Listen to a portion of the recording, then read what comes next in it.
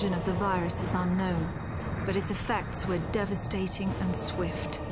In the 1930s, reports of biological experiments began leaking out of Russia. Then reports of villages destroyed overnight. Then entire cities. We feared the Russians had developed a weapon of unparalleled power. The truth was far worse. The chimeras stayed sealed within Russia for over a decade.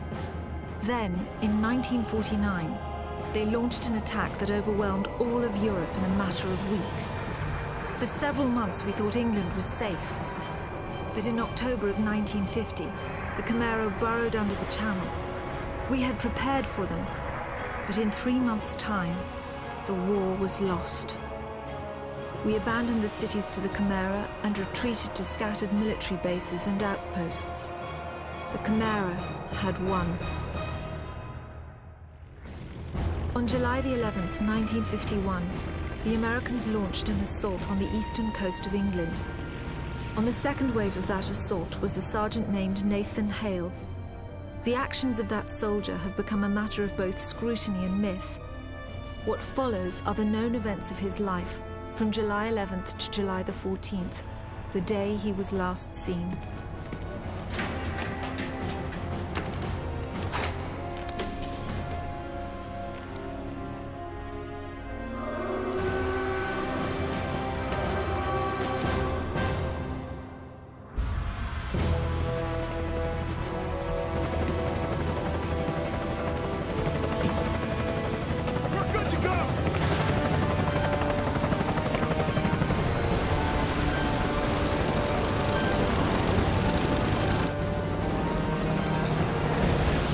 Soldiers had no idea what they would soon be facing.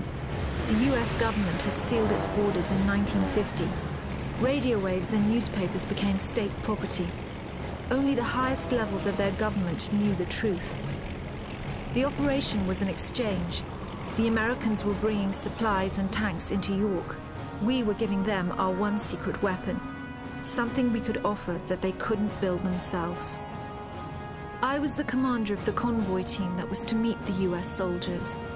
We were ambushed in Manchester on the way to the rendezvous. There was no way to warn the Americans.